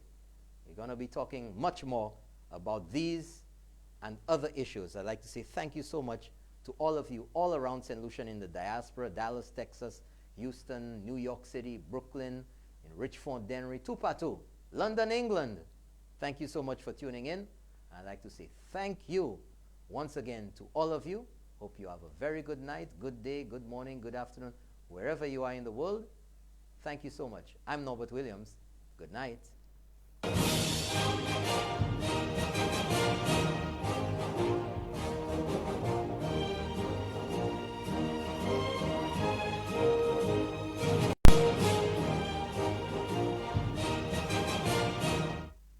The opinions expressed on this TV program by the hosts, guests, and callers are solely their opinions and responsibility. They do not necessarily represent the views and opinions of Hot 7 TV or its affiliates.